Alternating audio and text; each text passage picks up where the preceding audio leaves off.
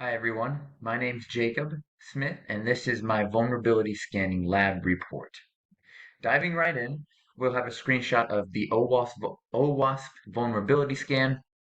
This here was to prove that we were able to run this vulnerability scan on Chioptrix 2, which when we did our network enumeration, we found that the IP address for Chioptrix 2 is 192.168.56.111, which we were able to do on our previous lab or part one of our previous lab. So in doing so, we ran the scan and came up with many different vulnerabilities, which we will go into further later on in the presentation. Next, we have the Nessus vulnerability scan. Again, we ran the vulnerability scan on Chioptrix 2, and as you can see there, we have a significant amount of different vulnerabilities within the web application, everything from HTTP, which you can see has multiple issues, to where we have web application information disclosure, just and then down there you have cross-site script vulnerabilities as well. So just a vast majority of vulnerabilities, just we're finding them through a whole nother tool. And then finally, we have Nikto, which we ran this command through the Linux terminal. And as you can see in this middle portion here, the target IP address was 192.168.56.111, which is again the Chioptrix 2 IP address. There you can see that there is another HTTP server vulnerability. You can also see there's no content in the option, or the X content type options header is not set. There's another vulnerability. You have a web server manual found. You have information that can be gathered through passive reconnaissance that can be used to hack in or breach the system. So that was OWASP, Nessus, and Nikto vulnerability scans, and just all the information we got from those three separate tools all ran on Chioptrix 2. Diving into OWASP, we're gonna compare OWASP and Nikto real fast. OWASP is a cross-platform tool. It's an open source. It's a free tool to gather open source intelligence. It also uses a proxy server, which creates essentially it creates a path that the website has to go through, and through that proxy server, all the scanners are automatic, which allows for all vulnerabilities to be intercepted through OWASP. Jumping over into Nikto, Nikto is also an open source intelligence tool. It's free to use. You can use it for passive reconnaissance as well. However, Nikto has the capability to check outdated version details of 1,200 servers. I thought that was very interesting when I read it. It also takes nmap files as input to scan ports in a web server. So it gathers a lot more information, and it can also be performed to run dictionary attacks. So that was really comparing and contrasting OWASP and Nikto. Just the differences that OWASP has. It has a proxy server that the websites pass through. It has auto scanners that intercept vulnerabilities. Some differences with Nikto is that it utilizes nmap files as input to scan ports and servers and web servers. And it also can perform dictionary attacks. So very two big differences there. Going into one of the main vulnerabilities that we found was cross-site request forgery, so CSRF. Um, First reporting it, we also found it in the vulnerability scan. So quickly, it's an attack vector that tricks web servers into executing an unwanted action. And it's often carried out using very malicious social engineering, and that's typically conducted through sending out emails, SMS text messages. Social engineering is very common and very simple form of a malicious attack, but that is how that CSRF, or cross-site request forgery, is often carried out. And then cross-site scripting. It's a type of injection where malicious scripts are injected into trusted websites. It's often deployed through a web browser side script.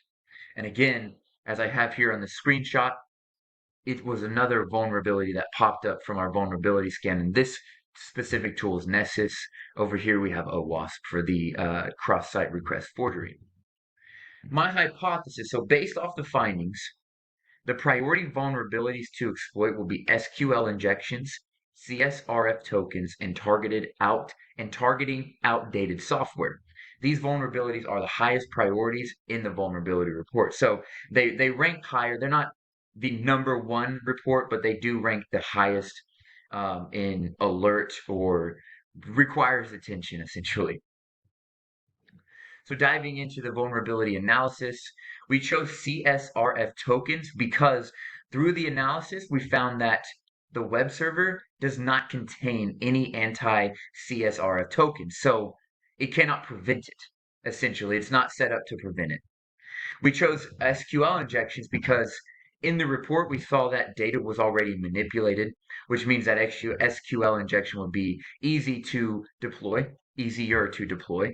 And then we also chose outdated software versions. So we found that through the vulnerability analysis, through the vulnerability scan, we found that there are versions of software Kyoptrix 2 uses that are outdated. And one of the possible vulnerabilities is that risks is that it can be exploited through a buffer overflow. The attack vectors that we would choose to roll out to attack the system is a CSRF, which is again, the web application does not contain any anti-CSRF tokens, which means a hacker's already ahead of the game at that point. And then the other attack vector is outdated software, often left with patches that can be exploited. So outdated software security is not where it should be. So it can be if a system or web application is running off of outdated software, it often will require a lot of updating and patches, which means if a hacker can get their hands on those patches that haven't been resolved yet, then they can breach their way into the system. Vulnerability disclosure. So after research and understanding what a vulnerability disclosure is, a vulnerability disclosure, to my discretion, should be disclosed if a vulnerability is determined to be a real possible threat. If it poses a significant threat to an organization or to clients, it needs to be disclosed immediately. There is no waiting to see if it can be mitigated. It needs to be disclosed, and it's a lot of that's out of respect for clients. A lot of it is out of respect for customers, and then employees. Once it's detected and verified, it is urgent to mitigate the risk and notify potential victims. So if you notify the victims or potential victims, they already know what's coming. They know what can happen. They're aware of it. It doesn't hit them out of the blue, and it doesn't hit them when they're unprepared. It provides clarity and an extra cushion in the event that the vulnerability is unable to be mitigated before it gets exploited.